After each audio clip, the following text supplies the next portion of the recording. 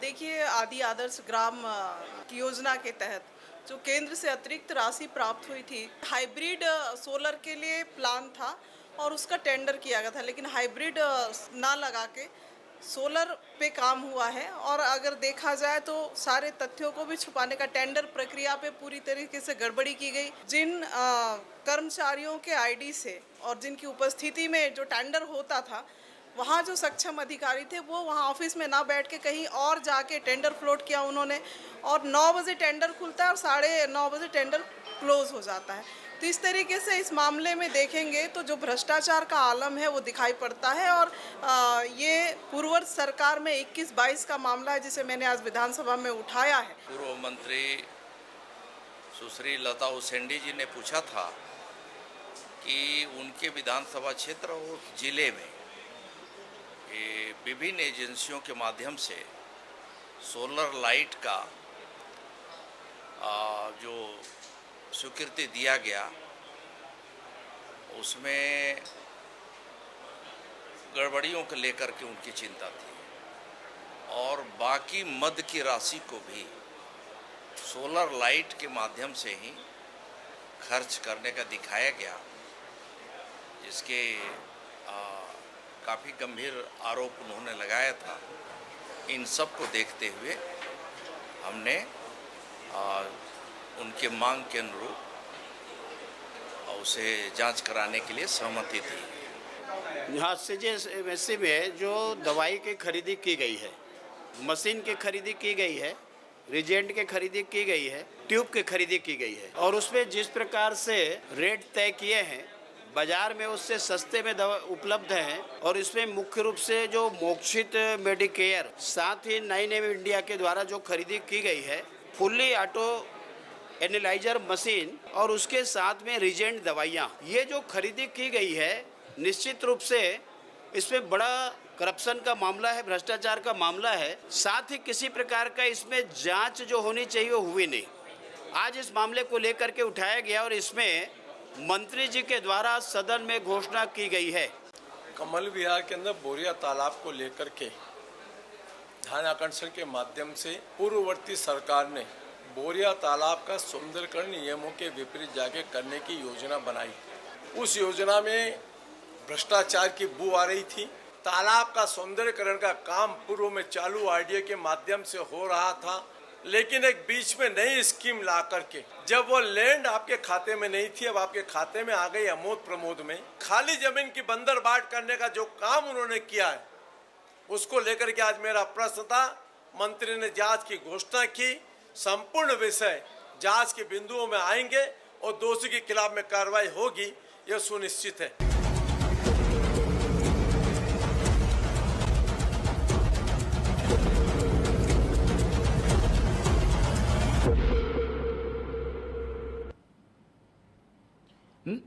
नमस्कार, मैं हूं मोहन तिवारी। आज के मुद्दे में आपका स्वागत है और आज का मुद्दा हमारा आधारित है विधानसभा में चल रहे उस बड़ी गतिविधि पर जिस पर सबका ध्यान बार बार जा रहा है, क्योंकि विधानसभा की कार्रवाई को 4 दिन हो चुके हैं और ये एक दिन भी ऐसा नहीं गया जिसमें अपनों ने अपनों को परेशान ना किया हो। जी हां, हम बात कर रहे हैं बीजेपी की सरकार की इस समय की परेशानी, जो कि उनके अपने ही खड़े कर रहे हैं, यानी कि सीनियर विधायक जो कि मंत्री नहीं बन पाए, वो तीखे और धारदार सवालों के साथ अपने ही मंत्रियों को घेर रहे हैं। नए नवेले मंत्री सीनियरों के सामने एक तरीके से शेर और मेमने की लड़ाई लड़ते हुए दिखाई दे रहे हैं। और ऐसे में आज हमने अपने इस पूरी चर्चा का विषय रखा है अपने लगे पराए। तो ये जो अपने थे वो पराए कैसे हो गए, किस तरीके की रणनीति है, विपक्ष के साथ भी लड़ना है, अपनों के साथ भी लड़ना है, ये राजनीति क्या कहती है, इसी पर आज चर्चा करेंगे। मिल लेते उन मेहमानों से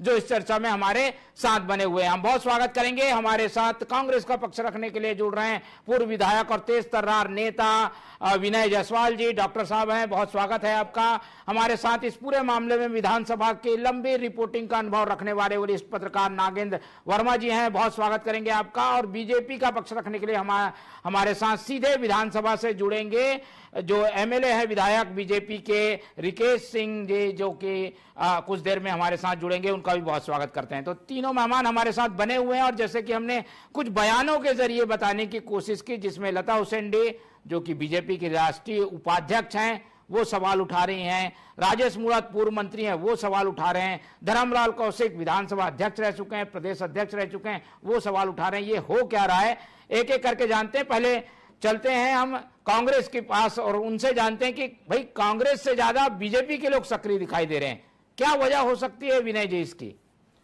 रिकेश जी, निश्चित रूप से ये जो विधानसभा का गठन हुआ है और लगातार विधानसभा बनने के बाद, नई सरकार बनने के बाद एक चीज देखने के लिए मिली है कि इन 7-8 महीनों में लगभग 2 दर्जन से ज्यादा जो भी इश्यूज हैं उनके ऊपर में विधानसभा से समितियां बनी हैं। लेकिन इन 7-8 महीनों में भी जो समितियां बनी हैं उनका कोई भी ढाक के 3 पात, कोई भी जो निश्चित जो रिजल्ट है उसके ऊपर ये नहीं पहुंच पाए हैं। बात ये नहीं है कि कितनी सारी ये जांच बैठा रहे हैं। आज अभी आपने देखा कि तीन जो वरिष्ठ नेता हैं भारतीय जनता पार्टी के, लता हुसैन जी की बात करें या धर्मलाल कौशिक जी की बात करें या फिर राजेश मूणत जी की बात करें, तीनों ने बड़े मुद्दे उठाए। लेकिन इसको ये बोल करके कि ये पिछली सरकार के समय पे हुआ है, 8 महीने हो गए हैं, सरकार आपकी है, मंत्री आपके हैं, आपका प्रशासन आपका है, सारी जांच समितियां आपकी हैं, आखिर में उसके ऊपर कार्रवाई क्यों नहीं हो रही है? ये जो नूरा कुश्ती लगातार जो देखने के लिए मिल रहा है, एक्चुअली में वास्तविकता ये है कि भारतीय जनता पार्टी के जो हमारे वरिष्ठ नेता हैं और जो नए विधायकों को जो मंत्री बनाया गया है, असंतोष चरम सीमा में है। और ये असंतोष अब भारतीय जनता पार्टी में संभाले नहीं संभल रहा है। जो लगातार आज स्वास्थ्य विभाग की बात करें या फिर जो हाइब्रिड सोलर प्लांट की बात हुई या फिर वो आमोद प्रमोद के जो जमीन का मुद्दा उठा था, कहीं भी आप देख लीजिएगा आज भी जो भी चर्चा हुआ है इसका कोई रिजल्ट नहीं आने वाला है। इसके पहले भी लगभग 2 सत्र जो हुए हैं उस पर भी जितनी भी जांच समितियां बनी हैं वो कहीं भी कोई रिजल्ट पे नहीं पहुंची है। तो ये आपस में जो बड़ा खींचातानी है वो हम लोगों को देखने के लिए मिल रहा है। हम तो ये बोलते हैं कि ये सरकार कहीं काम करते हुए नहीं दिख रही है। ये पता ही नहीं चल रहा है कि सरकार कहां से कंट्रोल हो रहा है, सरकार को चलाने वाले कौन है, निर्णय लेने वाले कौन है। ये बड़ा अस्त व्यस्त सा जो सिनेरियो जो दिख रहा है, ये पूरे प्रदेश के लिए बहुत ज्यादा हानिकारक है। प्रदेश की जनता के लिए, प्रदेश के विकास के लिए ये बड़ा रुकावट है। ठीक है, तो जो स्थितियां बन रही हैं उसकी वजह अंतर कलह भी हो सकती है और नूरा कुश्ती भी हो सकती है। तो दोनों बातें हैं, हम इसे डिकोड करने की कोशिश करेंगे। विधानसभा की कार्रवाइयों को बारीकी से देखने वाले नागेंद्र जी हैं, उनसे समझने की कोशिश करेंगे। हम देखते थे नागेंद्र जी की देवजी भाई पटेल एक ऐसे नेता थे जो किस तरीके के मुद्दे उठाते थे, बाकी पूरी बीजेपी एक तरफ रहती थी जब वो सरकार में थी। अब लेकिन कई देवजी भाई पटेल दिखाई दे रहे हैं। क्या लग रहा है, ये हाईलाइट होने के लिए, जनता से विश्वास जीतने के लिए, या जनता के सामने अपने फेस सेविंग के लिए कि भाई देखो हम मुद्दे उठा रहे हैं, इसलिए तो बीजेपी के विधायक ये नहीं कर रहे हैं? देखिए मोहन जी, आपने बिल्कुल सही बात करी। एक विधायक जो है वो जनप्रतिनिधि होता है, उसके पूरे क्षेत्र में लोगों की अपेक्षाएं उसके साथ जुड़ी रहती हैं कि वो मुद्दों को लाए सामने। तो मुझे लगता है कि अब जो बदलता हुआ समय है इसमें सारे विधायक इस तरीके से काम करने की कोशिश कर रहे हैं कि वो अपना परफॉर्मेंस दिखाएं। और विधानसभा एक ऐसी जगह है जिसमें दमदारी से अपनी बात रखना, मुद्दों को लाना, क्योंकि उन्हें हर बार जनता के बीच जाना होता है और उनसे जनता सवाल पूछती है। तो जाहिर है वो अपना दायित्व विधानसभा में इस बहाने सामने लाते हैं। और रही बात, लगातार ये जो प्रक्रिया आ रही है ये कहीं ना कहीं एक पारदर्शिता भी दिखा रही है। हम देख रहे थे कि प्रधानमंत्री नरेंद्र मोदी विधानसभा चुनाव के पहले, लोकसभा चुनाव के पहले जब भी आम सभाओं में आए थे तो उन्होंने एक तरीके से राज्य के विकास की बात करते हुए ये भी कहा था कि यहाँ के भ्रष्टाचार को खत्म करना है, पारदर्शिता बनानी है। तो कहीं ना कहीं एक तरीके से उसका भी असर दिख रहा है। सारे विधायक जो है वो चाह रहे हैं कि हर मुद्दे में जहां भी समस्या है उसके भ्रष्टाचार को उजागर करें। अब इसमें इसकी जद में अगर पूर्ववर्ती सरकार आ रही है तो कहीं ना कहीं जवाबदेही तो है, लेकिन अभी जैसा डॉक्टर साहब ने कहा ये तय होना चाहिए कि अगर कोई मुद्दा भ्रष्टाचार का सामने आ रहा है तो उसमें एक्शन क्या लिया जा रहा है, उसके दोषियों पे क्या कार्रवाई हो रही है, ये जनता जानना चाहती है।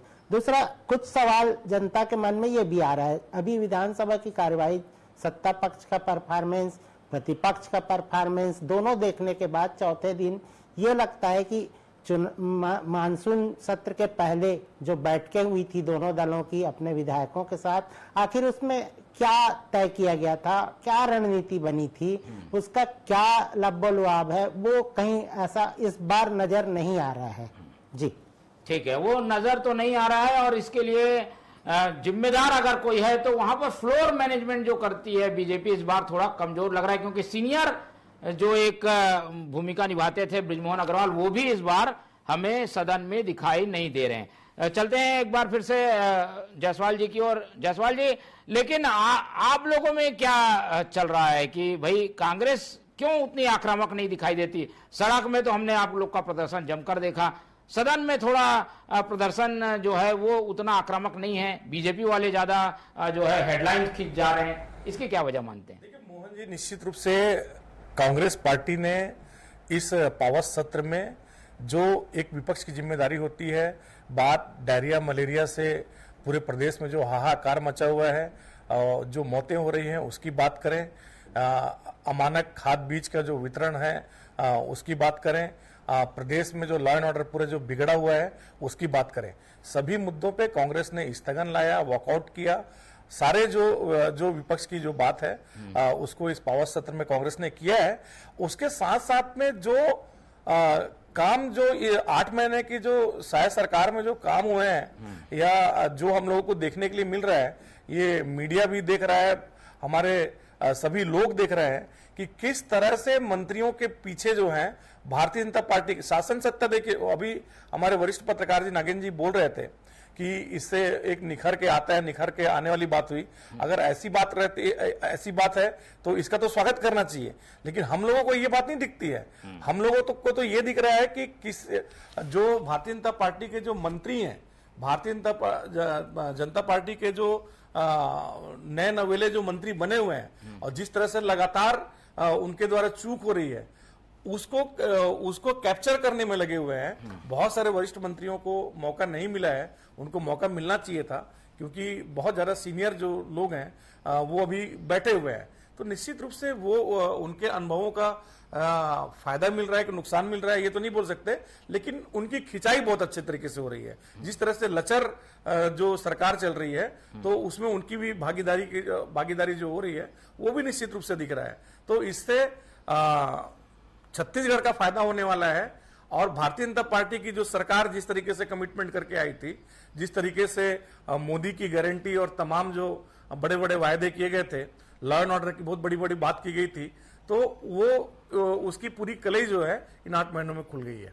ठीक है, तो 8 महीने में जो चीजें की जानी चाहिए थे वो हो ही नहीं है और इसीलिए जब सवाल उठ रहे हैं तो उन्हें ये एंगल से भी देखा जाता है कि कहीं ना कहीं कोई कमजोरी तो नहीं है। हमारे साथ सत्ता पक्ष का पक्ष रखने के लिए विधायक रिकेश सेन जी जुड़ रहे हैं, उनसे बात करने की कोशिश करते हैं। रिकेश जी, मेरी आवाज आपको मिल पा रही है?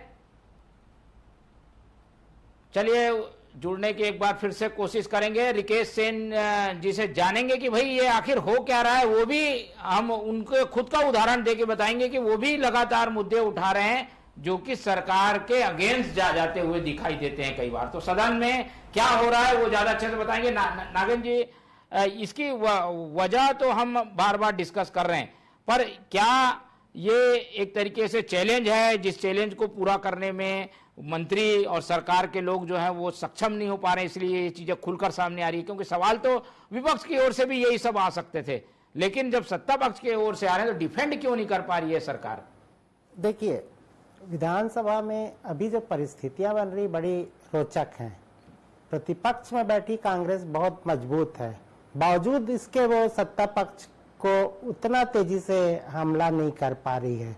और ठीक उसके उलट सत्ता पक्ष के जो विधायक हैं वो ऐसे ऐसे मुद्दे लेके आ रहे हैं जो उनके सरकार को कटघरे में खड़े करते हैं कहीं ना कहीं से, चाहे वो पूर्ववर्ती सरकार के कामकाज का ही कहीं निचोड़ हो, जो भी हो, लेकिन परिस्थितियां ऐसी बन रही। इसमें कहीं ना कहीं ये चीज तो दिखाती है कि इसमें कहीं पर अनुभव की भी दरकार है। और लगातार जो मामले उठ रहे हैं, चाहे किसी भी क्षेत्र में, आप निर्माण एजेंसियों की लापरवाही कर लीजिए, मेडिकल स्वास्थ्य के क्षेत्र में बहुत सारी खामियों की बात कर लीजिए, चाहे आप इंफ्रास्ट्रक्चर को लेके कहीं पर दिक्कतें, स्कूल शिक्षा विभाग की परेशानियां, उसके अलावा आप जिधर भी जाइए, जहां भी सवाल उठ रहा है, हर जगह एक सार्थक जवाब, जिसे संतोषजनक जवाब कह सकते हैं, वो कहीं से नजर नहीं आता। जब बच्चों के पोषण आहार की बात होती है, वहां भी एक ऐसा पॉजिटिव परिणाम बिल्कुल आ जाए कि ये इस हफ्ते हो जाएगा या 3 दिन का टाइमलाइन है, ऐसा कुछ भी कहीं नहीं दिखता। तो कहीं ना कहीं ये कमजोरी दिखती चली जा रही है हर मुद्दे में। और इसमें जो जिम्मेदार लोग हैं वो बिल्कुल इसमें मुझे लगता है कि कहीं ना कहीं बहुत लापरवाही बरतते नजर आ रहे हैं, चाहे वो किसी भी तरीके से इसे दबा रहे हैं, डिफेंड कर रहे हैं, जो भी उनके अंदर चल रहा हो, लेकिन बावजूद इसके कांग्रेस भी इसका फायदा नहीं उठा पा रही है। वो इन मुद्दों में बढ़ के हिस्सेदारी करे, क्योंकि इसके पहले विधानसभा में ऐसा होता था कई बार कि प्रतिपक्ष जब सवाल करता था तो उसमें सत्ता पक्ष की भी कहीं कहीं भागीदारी दिखती थी, या सत्ता पक्ष के सवाल में प्रतिपक्ष जो है वो पूरे दमदारी से उस पूरे सवाल को अपने हिस्से में पाले में ले लेता था, उसमें ज्यादा पूरक प्रश्न कर करके। तो कहीं ना कहीं इसमें जनहित ही होता था, और सारी समस्याओं का निदान समाधान करने के लिए जिम्मेदार जो मंत्री होते थे वो उनको कोई ना कोई निर्णय देना ही पड़ता था, और अगर वो नहीं दे पाते थे तो विधानसभा अध्यक्ष उनको फिर निर्देशित करते थे। मौके को लपकने में कांग्रेस क्यों पीछे रह जा रही है? मान लो कोई सीनियर बीजेपी का विधायक कोई मुद्दा उठा रहा है, उसकी एक कोई बाध्यता होगी, एक सीमा तक ही वो जा सकते हैं, लेकिन ऐसे मुद्दों पे कांग्रेस क्यों आक्रामक नहीं होती? जायसवाल जी, आप लोग लपकते क्यों नहीं है इस मुद्दे को? मोहन जी, जैसे कि मैंने आपको बताया कि जो तमाम अभी राज्य के मुद्दे हैं, छत्तीसगढ़ प्रदेश के जो मुद्दे हैं, उसके ऊपर कांग्रेस ने अभी बड़ा कल प्रदर्शन किया था, उसको आप लोगों ने भी बहुत बड़ा कवरेज दिया था। हजारों हजार की संख्या में लोगों ने आके जो कानून व्यवस्था जो ध्वस्त हुई है, बलौदाबाजार के कलेक्ट्रेट और एसपी के जो कंपोजिट बिल्डिंग में जो ऐतिहासिक, मतलब भारत देश में ऐसा घटना ना आज़ादी के पहले हम लोगों ने स्वतंत्रता के आंदोलन में देखा था, ना तो आज़ादी के बाद कभी इस तरह का कोई घटना हम लोगों ने देखा था। एक चौरा चौरी का छोटा सा कांड हुआ था जिसमें थाना जला दिया गया था, उसमें गांधी जी ने पूरा का पूरा जो स्वतंत्रता का जो एक आंदोलन था उससे बैक ले लिया था। तो इतना जो कलंकित करने वाली जो घटनाएं हैं वो हो रही है, उसके ऊपर लगातार कांग्रेस पार्टी आवाज उठा रही है, विपक्ष की भूमिका जो भूमिका है उसको खड़ी कर रही है, और सारी बातों को प्रदेश की जनता को बता रही है कि जिस वायदे के साथ ये आए थे, जिस खोखले वायदे के साथ ये आए थे, उसको पूरा खोलने का प्रयास कर रही है। निश्चित रूप से इसके साथ में अगर सत्ता पक्ष के भी लोग, मैंने आपको बताया, बार बार बता रहा हूं कि आप देख लीजिए, अमर अग्रवाल जी, अजय चंद्राकर जी, कौशिक जी, ऐसे ऐसे जो वरिष्ठ नेता हैं, जब वो बैठेंगे तो निश्चित रूप से अपने अनुभवों से वो भी प्रदेश के मुद्दों को उठाएंगे और उठा रहे हैं। ठीक है, तो ये जो मुद्दे उठ रहे हैं वो भारी पड़ रहे हैं भाजपा को ही। रिकेश सेन जी हमारे साथ जुड़ गए हैं। सेन साहब, मेरी आवाज आपको मिल पा रही है? जी जी जी जी, हम यहाँ पर डिस्कस कर रहे हैं कि जो बीजेपी के सीनियर विधायक हैं वो ही लगातार ऐसे मुद्दे उठा रहे हैं जिससे मंत्री थोड़ा परेशान दिख रहे हैं। हमने आपका भी उदाहरण बताया कि जनहित के मामलों में आप भी आक्रामक तेवर के साथ मुद्दे उठाते हैं, अपने मंत्रियों को ही घेरते हैं। इसकी वजह क्या है? कांग्रेस बोल रही है कि अंतरकला है, शायद इसलिए ये मुद्दे उठाए जा रहे हैं। इसकी वजह यह है कि भारतीय जनता पार्टी में लोकतंत्र है, और वो हर विधायक अगर कोई जनता की परेशानी है मेरी आवाज आ रही है आपको? बिल्कुल बिल्कुल आ रही है, बोलिए बोलिए, आप दिख रहे हैं। अगर जनता के हित में कोई भी ऐसा विषय है जो सरकार के संज्ञान में डालना चाहिए, तो उसको लेके हम जनता के मुद्दों को लेकर सदन में आते हैं और उसमें निर्णय भी होता है। और अभी तक जितने भी मुद्दे आए हैं वो पिछले 5 साल में कांग्रेस की सरकार की नाकामियों को लेकर हमने प्रश्न किए हैं। चाहे वो रेत घोटाला हो, चाहे वो खनन घोटाला हो, चाहे युवाओं के बेरोजगारी भत्ते को लेकर छल का मामला हो, चाहे किसानों का मामला हो, हर विषय को हम सदन में उठा रहे हैं, उस पर निर्णय भी कर रहे हैं और कई अधिकारियों को हमने सदन से सस्पेंड भी किया और कई में जांच कमेटी भी बनी है। तो इसमें जो अंतरकला जो इनको दिखती है कांग्रेस को, अभी मैं देख रहा था, अभी स्थगन आया कानून व्यवस्था को लेकर, आप यकीन नहीं करेंगे 35 विधायक हैं जिसमें 34 विधायक अपने अपने क्षेत्र के सड़क और नाली के विषय पे बात करने लग गए, स्थगन लाए हैं कानून व्यवस्था को लेकर। बिल्कुल जी, ठीक, किसी में दिखी नहीं जी। तो ये जो समझ आता है कि ये सदन में क्या रखना चाहते हैं, किन बातों को रखना चाहते हैं। क्यों कांग्रेस शुरू से ही इनकी नीति और नियत दोनों ही विपरीत दिशा में चलती है। अभी आप देखेंगे कि कानून व्यवस्था को लेकर घेराव किए, घेराव में तो ऐसा लग रहा था मात्र 2000 लोग उपस्थित थे और ऐसा लग रहा था कि पीसीसी अध्यक्ष बनने का एक कंपटीशन चल रहा है, कोई पकड़ भी नहीं हुआ है, फिर भी एजाज देवर सड़क पे लेटे हुए हैं। ठीक है, मैं आऊंगा, आपने जो मुद्दे उठाए वो उसका जवाब लेते हैं। जायसवाल जी, ये एक रणनीति का हिस्सा है बीजेपी में, लोकतंत्र है, इसलिए वो मुद्दे उठाते हैं ताकि पिछली सरकार की नाकामी उजागर हो सके, क्या कहेंगे?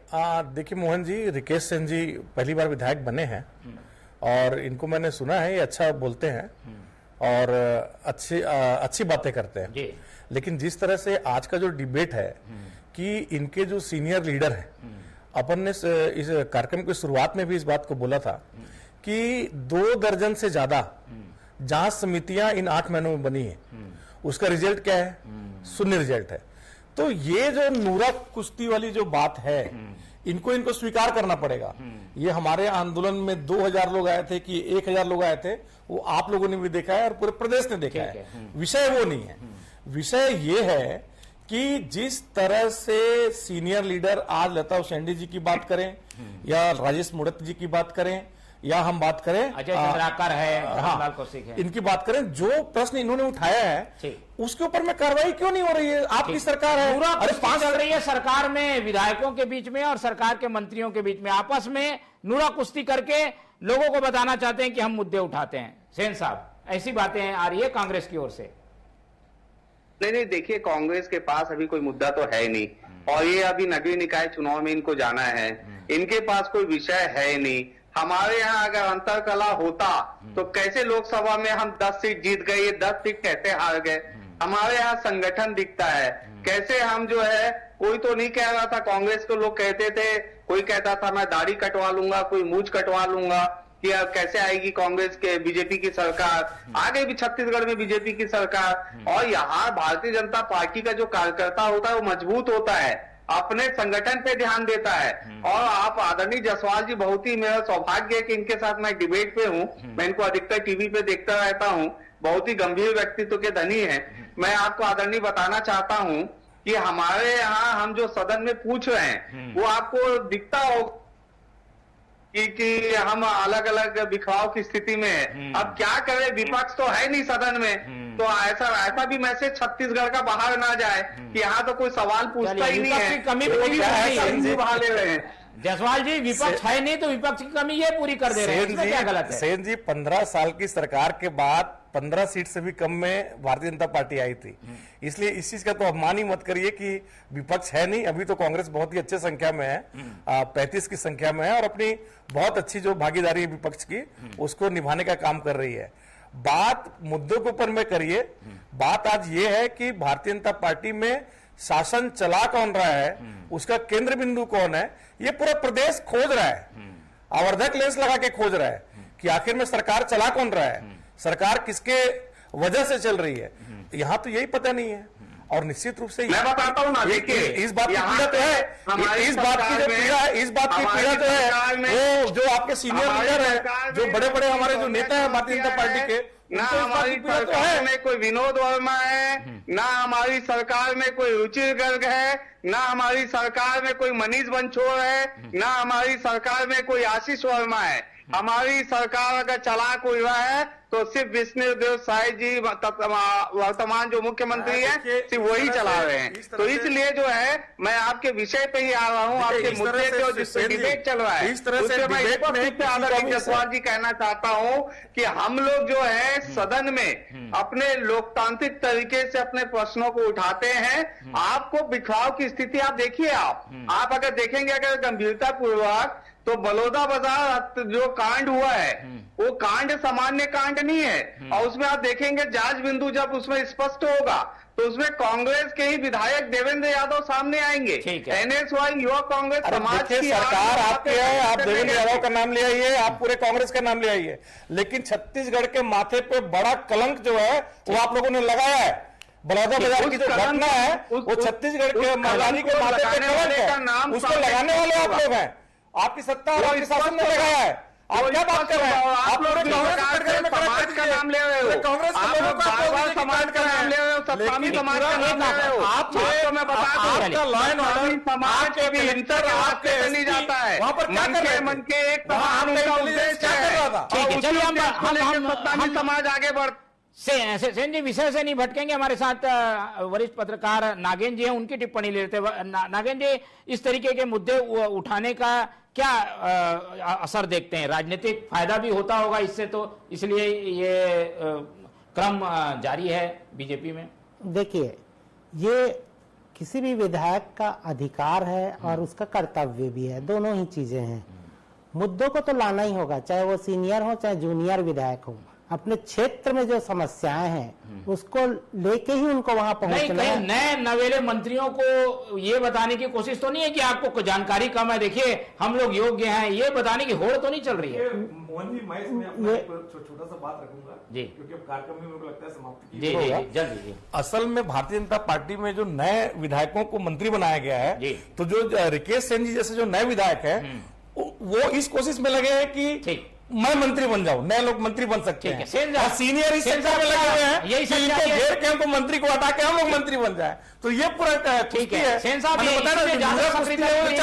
सेन साहब जी जवाब देंगे, लास्ट कमेंट है जी। देखिए मोहन भैया, नूरा कुश्ती है वो चल रही है। मैं जायसवाल भैया को बताना चाहता हूँ, पहली बार वाला विधायक भारतीय जनता पार्टी में मुख्यमंत्री भी बन जाते हैं। हाँ, तो आपको बधाई दे रहा हूँ अभी से। सेन जी, आपको बधाई है मेरी तरफ से कि आप भी वहां बैठिए, मुख्यमंत्री जी कुर्सी में बैठिए। थोड़ा सुन लीजिए, अच्छा लगेगा। पहली बार के विधायक मुख्यमंत्री हैं छत्तीसगढ़ में, और पहली बार के विधायक जो है उप मुख्यमंत्री, 2 उप मुख्यमंत्री हैं। बिल्कुल। और पहली बार के विधायक, तो आपको बधाई दे रहा हूं मैं, ऐसे घेर करिए जल्दी। और रही बात अब हमारे भारतीय जनता पार्टी में संगठन में कोई होड़ नहीं लगता, संगठन निर्णय लेता है। आपके यहाँ तो बिलासपुर में कार्यालय में क्या कांड हुआ था आपको पता है, तो इसलिए जो है इस पे नहीं जाना चाहिए। और आप गंभीर व्यक्ति हैं, अगर प्रश्न उठ रहा है, आप एक बात बताइए, 33,000 शिक्षकों की भर्ती कब होगी? ये प्रश्न आपको लगाना चाहिए, तो प्रश्न मैंने लगाया है। तो क्या मैंने गलत कर दिया शिक्षित युवक युवतियों के संबंध में प्रश्न लगा के? और उसमें मैंने जवाब भी मांगा बृजमोहन अग्रवाल जी से, और कल मेरा ध्यान आकर्षण भी है इस पे। तो अगर कोई सवाल अगर विपक्ष नहीं लगा रहा है सवाल, तो ये विरोध जो है आपको स्वीकार है, क्या करना है उसमें? चलिए, ये चर्चा काफी लंबी हो जाएगी और चर्चा के लिए समय थोड़ा कम है। सेन साहब ने पूरा पक्ष अपना रखा, और हमें भी ये लगता है कि हर विधायक को, क्योंकि अपनी जनता के लिए वो जवाबदेह है, तो मुद्दे उठाने का उसे अधिकार है। लेकिन ये जो मुद्दे उठ रहे हैं वो कहीं ना कहीं किसी को तो परेशान कर रहे हैं, और इसीलिए इस मुद्दे को आज हमने भी उठाया है। इस पूरी चर्चा में हमारे साथ रिकेश सेन साहब जुड़े, उनका बहुत बहुत धन्यवाद। हमारे साथ डॉक्टर विनय जायसवाल जी थे, उनका बहुत धन्यवाद। और नागेंद्र वर्मा जी ने हमें अपना कीमती समय दिया, उनका भी बहुत बहुत धन्यवाद। तो तीनों मेहमानों का धन्यवाद करते हुए आज की ये चर्चा ही खत्म करते हैं, और आप लोग से रखते हैं उम्मीद कि आप लोग देखते रहेंगे TV24। रखिए अपना बहुत ख्याल। नमस्कार।